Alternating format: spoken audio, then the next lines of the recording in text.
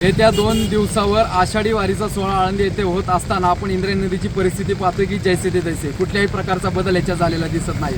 अनेक वर्ष झाली अनेक संघटना या बाबतीत आवाज उठवत आहेत, अनेक आमचे पत्रकार बांधव या बाबतीत मीडियामध्ये आवाज उठवत आहेत, पण यावर कुठल्याही सरकारचा एखादा प्रतिनिधी दाद देताना दिसत नाहीये। आता अधिवेशनात 2 दिवसापूर्वी 400-500 कोटीचा कुठेतरी एक इंद्रायणी नदीच्या संदर्भात एक विषय झाला आणि तो फक्त कागदोपत्रीच घोडे नाचवण्यापुरता झालाय का?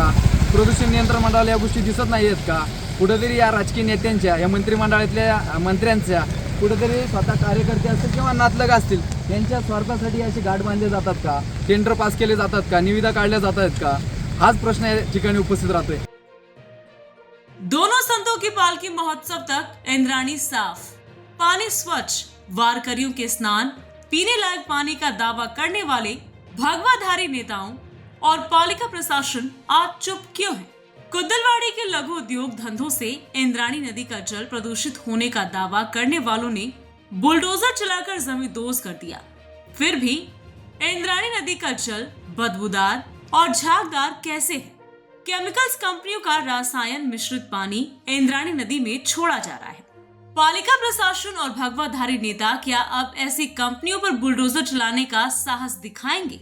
लाखों वारकरियों की पूजा की जगह पवित्र इंद्राणी नदी एक बार फिर केमिकल वाले झाग से ढक गई है, जबकि आषाढ़ी वारी का समारोह बस 4 दिन दूर है। अब गुस्से वाला सवाल ये उठ रहा है कि क्या समारोह के लिए आलंदी आने वाले लाखों भक्त इसी गंदे पानी में स्नान करेंगे? सरकार ने नमामि इंद्राणी प्रोजेक्ट की घोषणा की है और नदी को बेहतर बनाने के लिए करोड़ों रुपए खर्च करने जा रही है, लेकिन असल में हालात वही है। नदी इस हालत में इसलिए पहुंच गई है क्योंकि नदी के किनारे बसी कई कंपनियां और सोसाइटी बिना ट्रीटमेंट के सीधे इंद्राणी में केमिकल और सीवेज डाल रही हैं।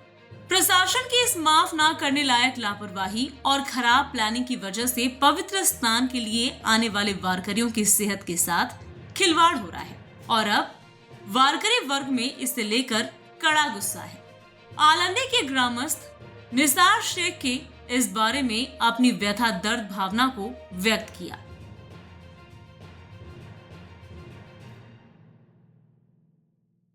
येत्या 2 दिवसावर आषाढी वारीचा सोहळा आळंदी येथे होत असताना आपण इंद्रायणी नदीची परिस्थिती पाहतोय की जैसे ते तैसे कुठल्याही प्रकारचा बदल याच्यात झालेला दिसत नाही।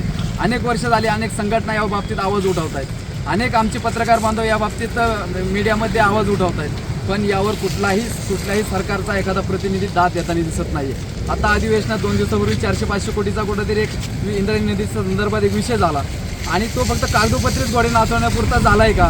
प्रदूषण नियंत्रण मंडळाला या गोष्टी दिसत नाहीयेत का?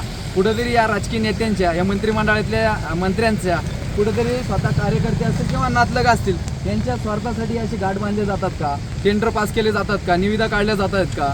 हाच प्रश्न या ठिकाणी उपस्थित राहतोय। अनेक वर्ष झाली आपण इंद्रायणी नदीची परिस्थिती पाहतोय। आता मागच्या काही दिवसापूर्वी दीव परिसरात अनेक मासे मेलेले आपल्याला दिसत आहेत। आळंदीमध्ये अनेक मोठे ढीग खच पडले, मृत माशांचे खच पडलेले आपण पाहिले, पण कुठल्याही प्रकारचा बदल यात होताना दिसत नाही। फक्त कुठेतरी प्रशासकीय हे जे अधिकारी आहेत ते कागदोपत्री घोडे नाचवत आहेत आणि आमची वारकरी आणि शेतकऱ्यांची दिशाभूल करतायत। हे किती दिवस अशाच गोष्टी चालणार आहेत? माझ्या येत्या जे कोणी मंत्रिमंडळातील जे नेते असतील, जे कोणी आळंदीत संत श्रीचंद ज्ञानेश्वर यांच्या दर्शनाला येतील, तर मला त्यांचा थेट आव्हान आहे की आपण विचारपूर्वक आळंदीत यावं, कारण येत्या या आषाढी वारीला या बाबतीत जर ठोस पावलं उचलण्याचा आपला कुठलाही जर प्रयत्न दिसला नाही तर आमचे वारकरी असतील, आमचे आंदोलक असतील, स्थानिक आमच्या शेतकऱ्यांच्या रोषाला तुम्हाला सामोरे जावे लागेल। Bureau report, V-SARIS news, Pune, Maharashtra.